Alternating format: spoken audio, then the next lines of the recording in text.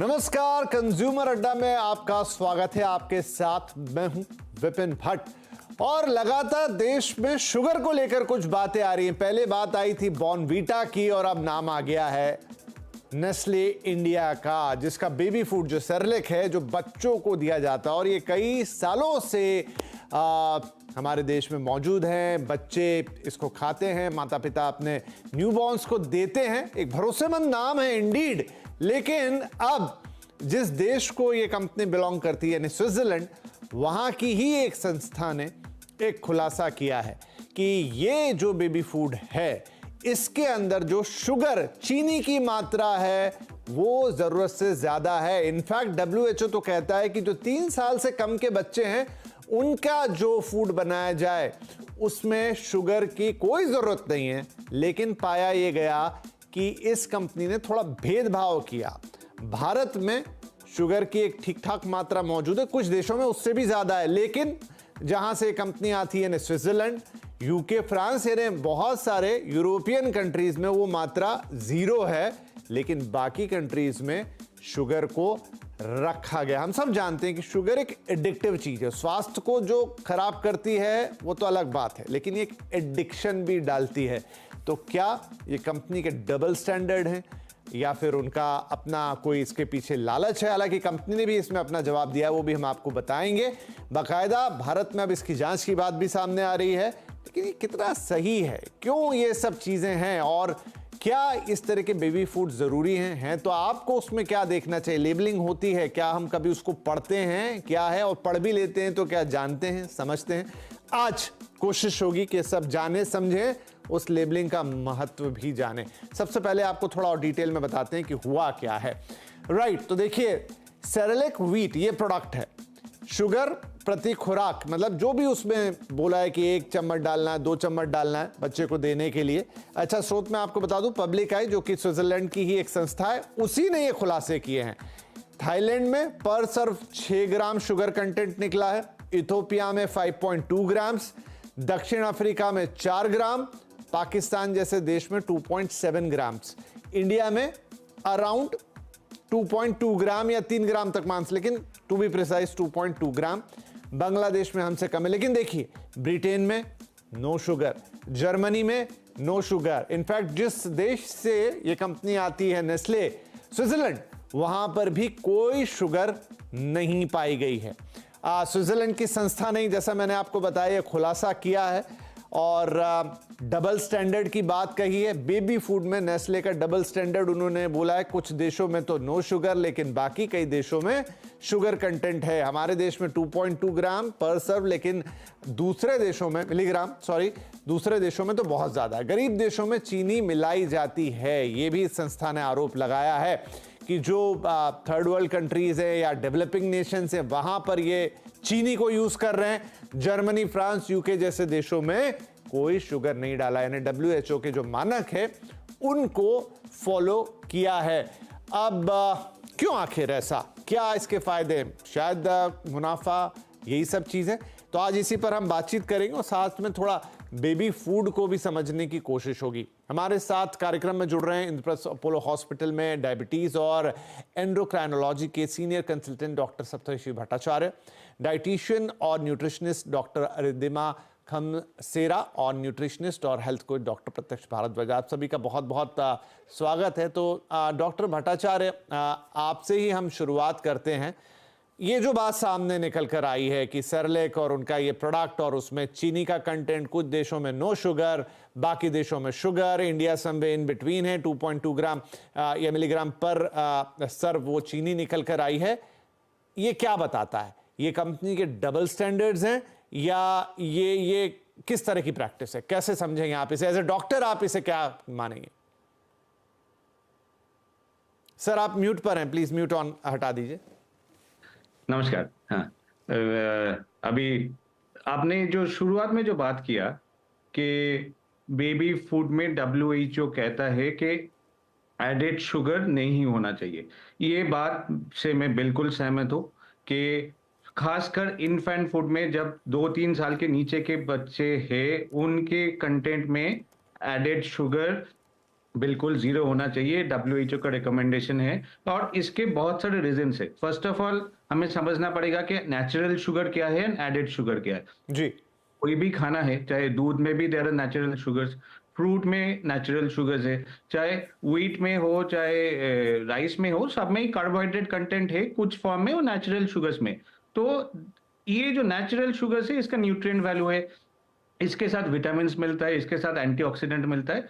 अब जब additional sugar डाला जाता है, जैसे वो जिसको आइदर मोनोसैकेराइड नहीं तो डाइसैकेराइड फॉर्म में माना जाता है, in addition what is naturally present, दर्शकों के लिए मैं बताना चाहता हूं, जो एकदम सिंपल फॉर्म ऑफ शुगर है उसको ग्लूकोज या गैलेक्टोज ये नाम से जाना जाता है। जब वो डाइसैकेराइड हो जाता है, सुक्रोज, फ्रुक्टोज, माल्टोज इस नाम पे जाना जाता है।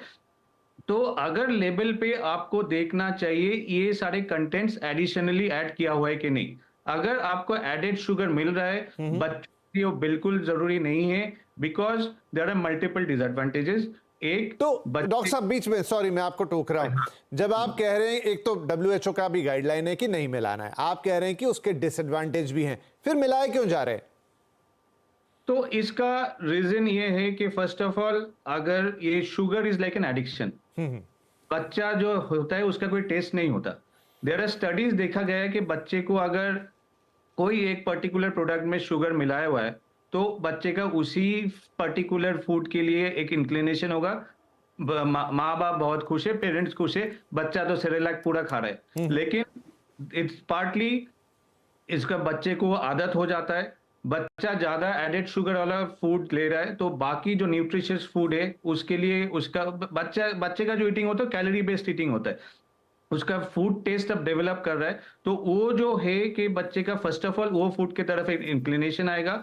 दूसरा, जब भी आप एडेड फ्लेवर ऐड कर रहे हो, it partly also helps in the stability and the taste and ये सारे जो बाकी जो फूड बनाने में और उसके प्रिजर्वेशन में जो है उसमें भी हेल्प करता है। नेचुरल चीजों को प्रिजर्व कराना मुश्किल है, आर्टिफिशियल चीजों को प्रिजर्व कराना इजियर है। So it has a preservative value, longer shelf life, ये सब एडवांटेज होता है। एंड बेबी का एक पर्टिकुलर स्वीट का एडिक्शन का टेंडेंसी भी हो जाता है and the baby tends to, तो मतलब हाँ, तो फिर कहीं बैकग्राउंड में चले जाएं तो रिद्धिमा, अगर हम इसके थोड़ा पीछे जाएं तो फिर तो कंपनी की सोच यही है कि आप उसमें एडेड शुगर डालिए, बच्चे को टेस्ट पसंद आएगा। हालांकि इन्फेंट एक बहुत ही छोटा बच्चा, अगर उसे पसंद भी आएगा तो शायद वो बता तो नहीं सकता, लेकिन कोशिश तो यही है कि आप इस तरीके से उसको हल्का सा एडिक्शन वाली साइड पर लाएं और फिर वो आपकी सीधी प्रोडक्ट मार्केटिंग सेल्स इनसे जुड़ता है। तो ये तो सीधी सीधी एक तरीके की बिजनेस हो गई। बिजनेस तो है लेकिन एक गलत तरीके से। विपिन, एक्चुअली आपने बहुत स्ट्रॉन्ग पॉइंट करा। ये सदियों से चलता आ रहा है, ये पहले फार्मास्यूटिकल इंडस्ट्रीज भी करती थी, इनमें थोड़ा सा नार्कोटिक्स डाल देती थी पेन किलर्स में, जिसके कारण एडिक्शन होता था। प्रॉब्लम ये है कि अब ये बच्चों पे भी आ गए, इट हैज बिकम एडिटिव। ये क्या करते हैं, शुगर कंटेंट इंक्रीज करने से, जैसे डॉक्टर साहब ने भी पॉइंट किया, हमारी उसकी तरफ एडिक्शन बढ़ जाती है।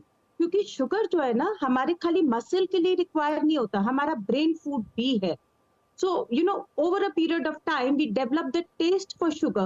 We start liking it और हम वही products को choose करते हैं जो हमें मीठे लगते हैं। ये शुरू एक्चुअली कहाँ से होता है? As डॉक्टर साहब पॉइंटेड आउट, जो हमारा फर्स्ट लैच होता है ना, वो मदर्स मिल्क से होता है। मदर्स मिल्क में लैक्टोस होता है, जिसमें जो नेचुरल स्वीट होता है, धीरे धीरे हमें उसकी लाइकिंग बढ़नी शुरू हो जाती है। When we should be more concerned about the calories and the food for growth, sugar बच्चे के टेस्ट बड्स में आना शुरू हो जाता है। यहीं पर जब किसी मदर को थोड़ा सा किसी कारणवश वो अपना फीड पूरा नहीं कर पाते, तो वो ऊपर के फूड्स पे जाते हैं। और आप सोचो ये कितना बड़ा पॉइजन है कि आप उन्हीं फूड्स में शुगर ऐड कर रहे हैं और वो बच्चा फिर उसी टेस्ट को क्रेव करता है। धीरे धीरे वो मदर का लैचिंग भी खत्म करना शुरू कर देता है, वो मदर को मतलब वीन ऑफ करना शुरू कर देता है, क्योंकि वो उसको इजी, टेस्टी और मतलब अट्रैक्टिव लगने लग जाता है। ओह, आई थिंक तो मतलब आप कह रहे हैं कि ना सिर्फ इसमें चीनी है जो बच्चे को नुकसान पहुंचा रही है, बट लॉन्ग टर्म में वो उसको जो पोषण उसकी मां के दूध से मिल सकता है, उन सब चीजों से भी दूर कर रहा है।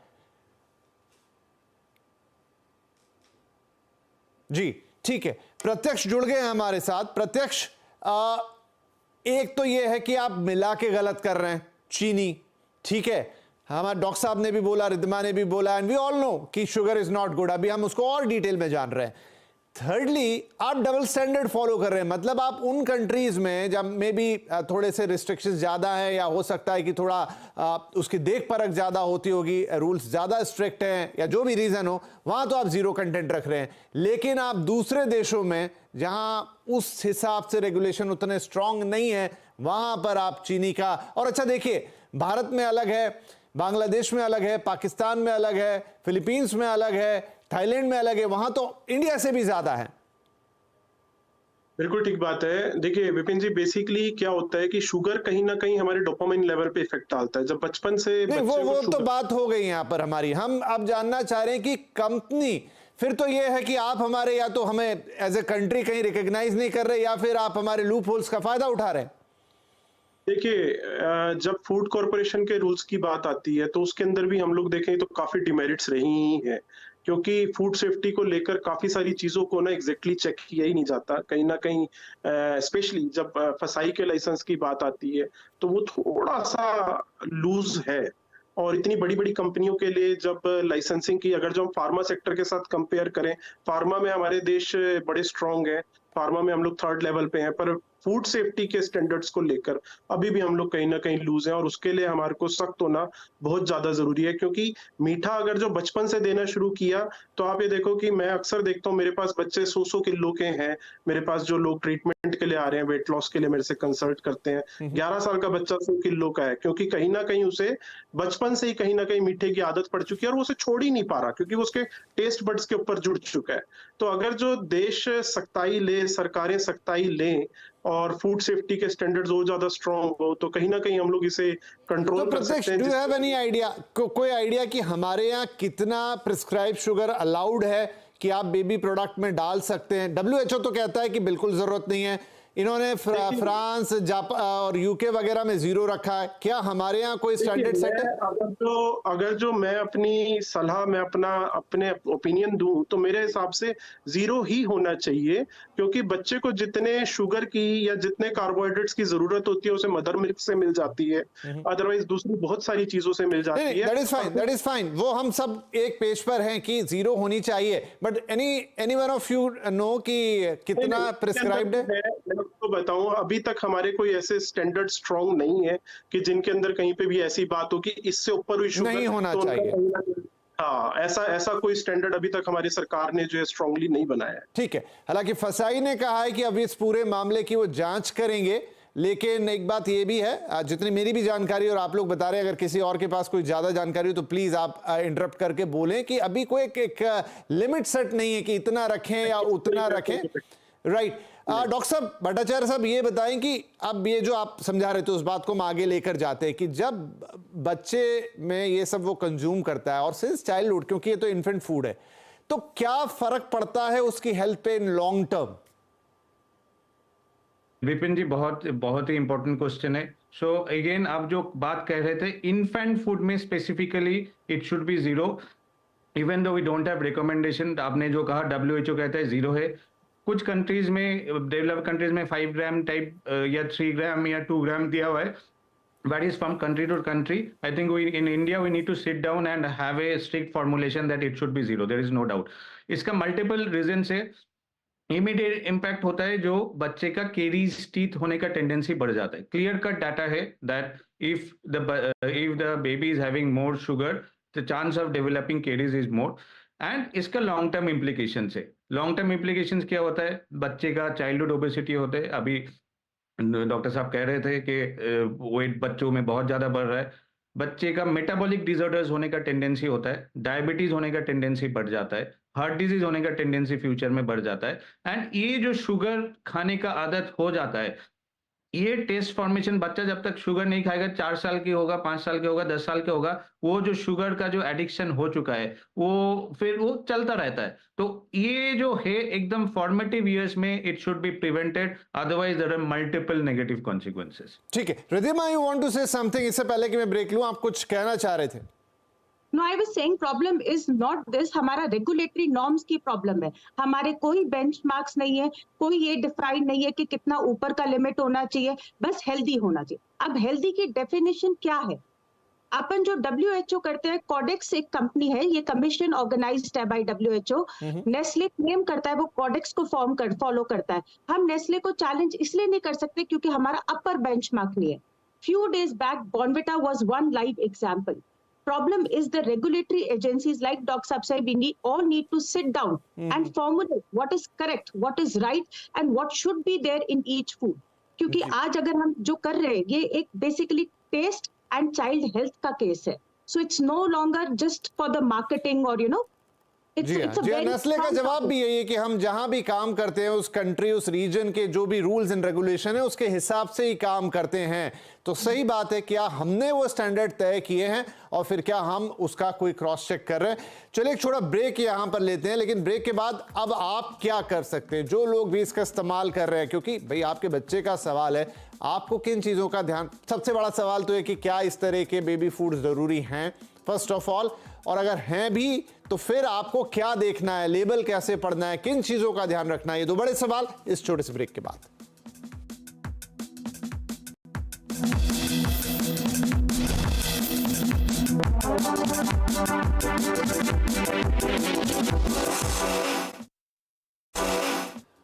Welcome back. बेबी फूड में चीनी का ओवरडोज बात निकली है सेरेलैक्स से, जो कि नेस्ले का प्रोडक्ट है, और सामने ये आया है, और आया भी कहां से है, स्विट्जरलैंड से, उस देश से जिस देश की ये कंपनी है, वहीं की एक संस्था कहती है कि भाई ये बच्चों का जो बेबी फूड है, इन्फेंट्स का, इनफेक्ट शिशुओं का, जो छोटे बच्चे होते हैं, उसमें चीनी मिलाते हैं और उसमें भी डबल स्टैंडर्ड फॉलो करते हैं। कुछ देशों में तो चीनी ना के बराबर है या है ही नहीं, लेकिन दूसरे देशों में चीनी की इतनी मात्रा जो कि रिकमेंडेड नहीं है, WHO खुद उसको मना करता है। बात चल रही है इस पर। तो ब्रेक से पहले काफी सारी बातें हुई, ब्रेक के बाद अब हमने कहा था दो बड़े सवाल। एक तो क्या सच में बेबी फूड या इस तरह का सप्लीमेंट्री फूड जरूरी है कि आपके घर में जो चीजें हैं वो आप बच्चे को नहीं दे सकते, एंड सेकेंडरी अगर आप ये खरीदते भी हैं तो क्या आपको देखना चाहिए। प्रत्यक्ष ये बड़ा सवाल है कि क्या आज से 50-100 साल पहले जाएं तो ये सब थोड़ी आता था, तब भी तो बच्चे को भोजन खिलाया जाता था और कुछ ना कुछ होता होगा, तो क्या इस तरह के सप्लीमेंट्री फूड जरूरी है देना? नहीं, देखिए, मैं अगर जो बात करूं तो किसी सप्लीमेंट्री फूड की जरूरत नहीं है, क्योंकि अगर जो हम लोग पहले से बात करें, these products are all man made products. जब आप बच्चों के खाने की बात करें तो आप फलों को, सब्जियों को साफ सुथरा धो के, ऑर्गेनिक तरीके के फ्रूट्स या सब्जियां लेके उनका आप उन्हें पका के आप उनका एक मिश्रण जो है बच्चों को दे सकते हैं। तो किसी भी तरीके के बेबी फूड की एक्चुअली में जरूरत नहीं है। पर होता क्या है कि हम लोग ना बहुत ज्यादा मॉडर्नाइज्ड होते जा रहे हैं। मॉडर्नाइज्ड होने की वजह से कहीं ना कहीं हम लोग बनी बनाई चीजें, आप बच्चों की नहीं, बड़े भी बड़ी बनी बनाई चीजें लेने लग गए हैं। तो बनी बनाई चीजें हम लोग अपने बच्चों को देने लग गए हैं। और होता क्या है कि कंपनियां इस तरीके के डबल स्टैंडर्ड इसलिए यूज करती हैं जिससे क्या है कि बच्चों को उस चीज की आदत पड़े। अगर जो आप घर की कोई फल सब्जी बना रहे हैं, उसमें आप एक लिमिटेड मात्रा में क्वांटिटी में चीनी मिलाएंगे, आप उसमें ज्यादा नहीं मिलाएंगे, या हो सकता है कि चीनी डालें ही ना, आप शक्कर डालें, जगरी डालें। पर जब बात आती है कि मार्केट से लिए गए प्रोडक्ट की, उसके अंदर खास तौर पे शुगर का हाई कंटेंट यूज किया जाता है जिससे बच्चों को हैबिट पड़े। तो आप अगर जो बात करें हम लोग बच्चों को, इन्फेंट चाइल्ड्स को बेबी फूड देने की, तो फलों को साफ सुथरा धो के, पका के, उनको आप छोटे छोटे पोर्शंस में बना के, जिससे उन्हें रखना ना पड़े, स्टोर ना करना पड़े, और ऐसा ना हो स्टोर करने की वजह से वो खराब हो जाए, तो उन्हें फ्रेश करके ताजा आप उन्हें देने की शुरुआत करो।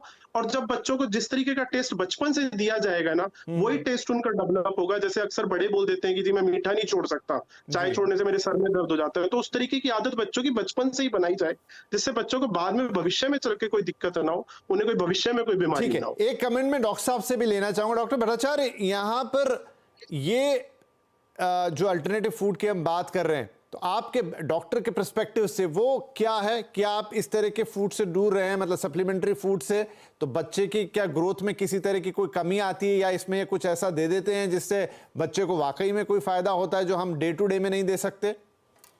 देखिए, एक तो WHO जो कहता है, और ज्यादातर डॉक्टर, गायनेकोलॉजिस्ट, पीडियाट्रिशियन जो मदर को एडवाइस करते हैं कि first 6 months it should B exclusive breast feeding, right. बाकी कोई फूड का तो जरूरत ही नहीं है।